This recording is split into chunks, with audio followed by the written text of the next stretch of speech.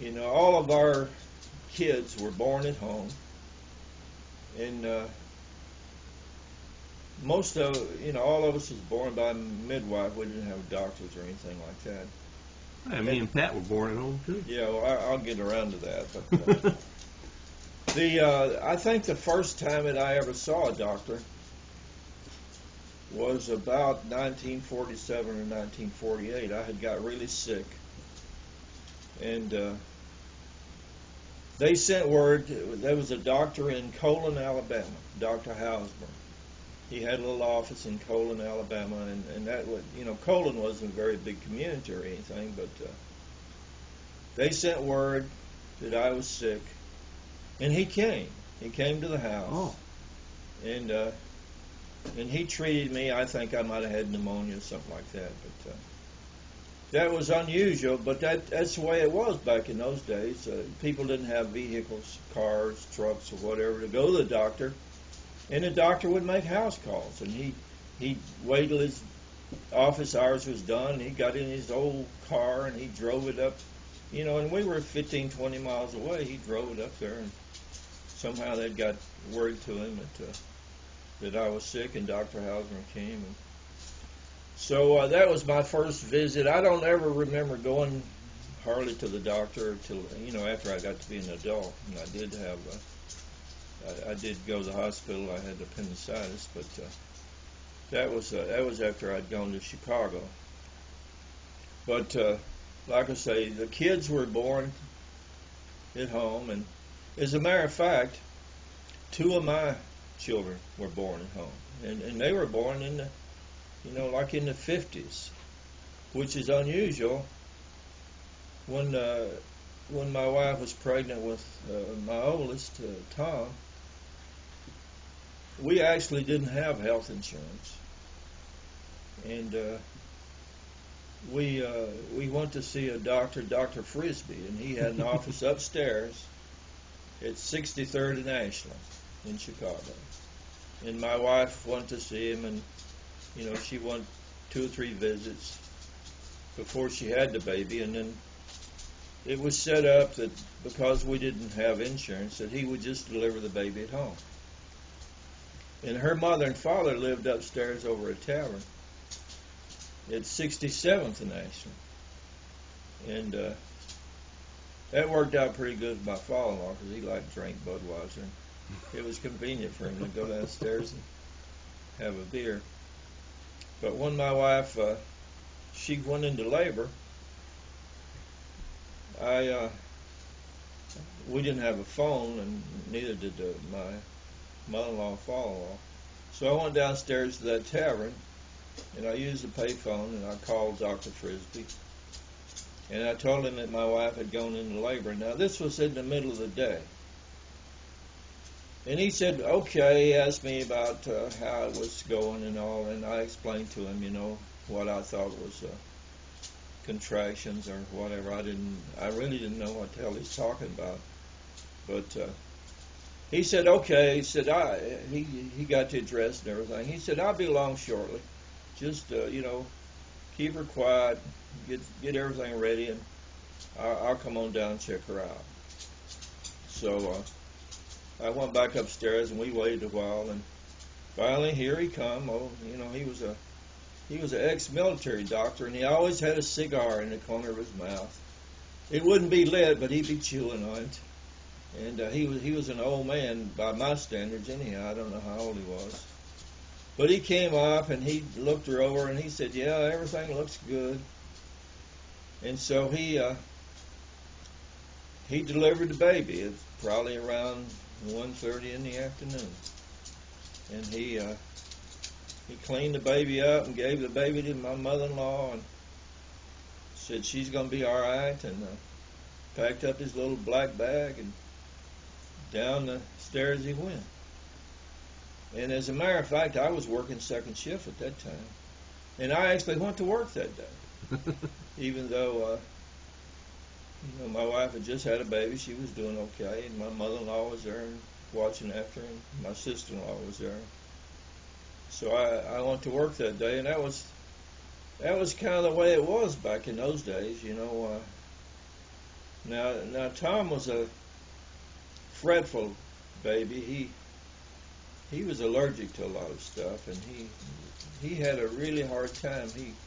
He cried a lot as a baby, and we tried different formulas and mama's milk and every other thing to try to get it, but he suffered with allergies, and in that day and time there really wasn't much way of figuring out what it was, and so his first couple of years was pretty tough on my wife and on him, because he had stomach troubles and things of that nature. But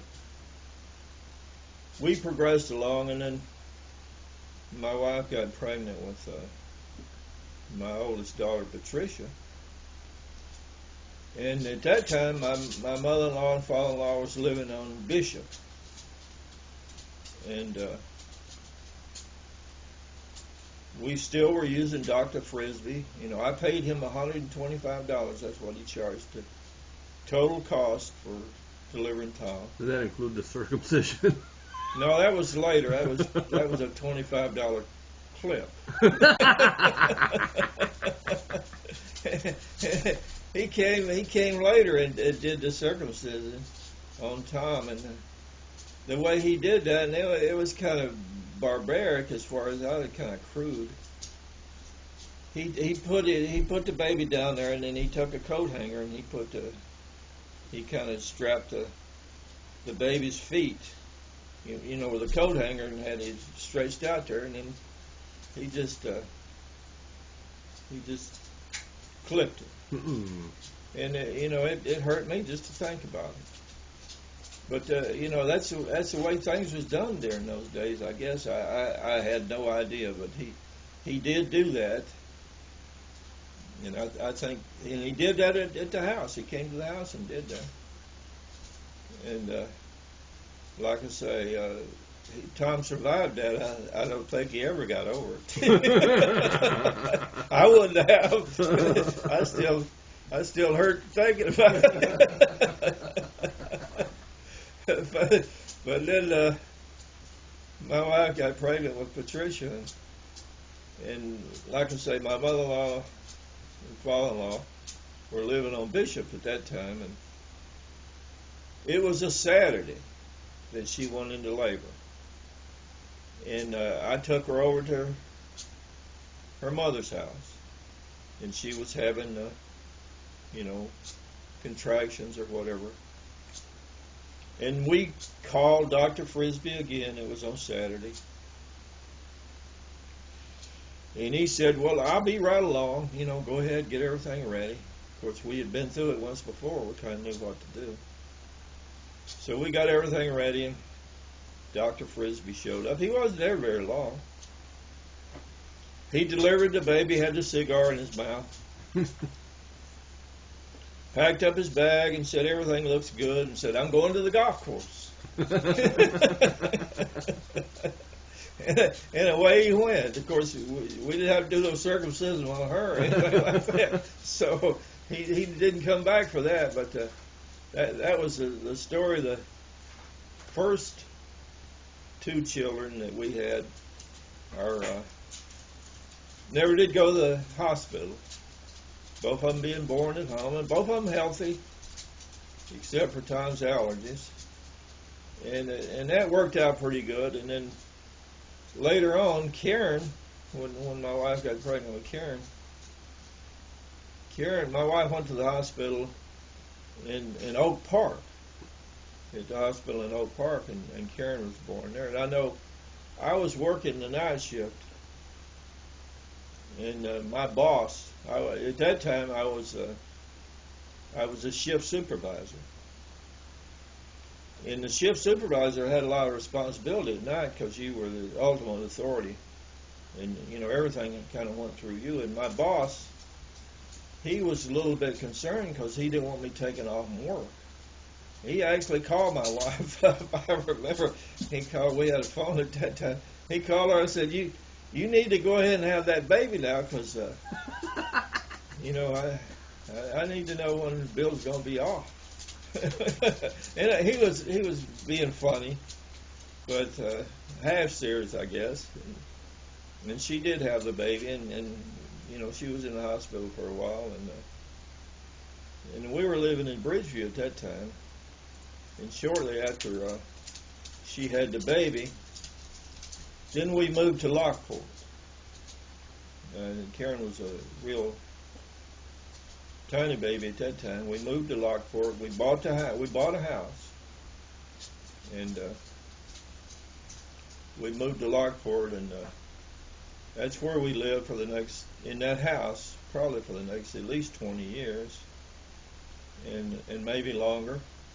And then Judy was born, and she went to the hospital to have Judy and Joliet. Silver Cross? Yeah, and that worked out okay, and that was.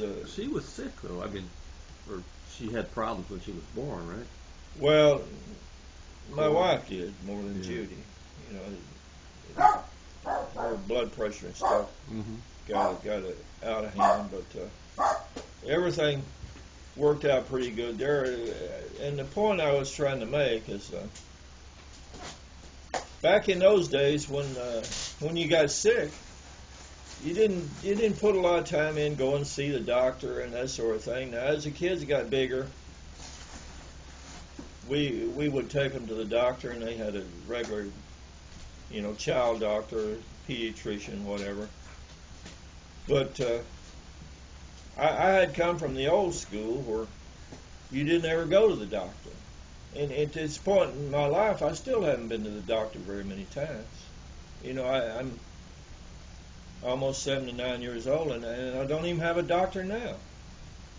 And I remember when I did start the school, you know, nowadays you had to get all your shots and everything, and you had to take the paperwork to the school and show you've had all your shots and things. But when I started the school, that wasn't necessarily the way it was. The health department for the county you lived in, they sent nurses out to the school, and they lined all the kids up, and they gave them the necessary shots, you know, like for measles and chicken pox and things of that nature. Polio. No, polio wasn't. You didn't. When I was little, you wasn't getting shots for polio. I was probably about 13 or 14 years old before they came out with a polio vaccine. Oh, that's right. Yeah.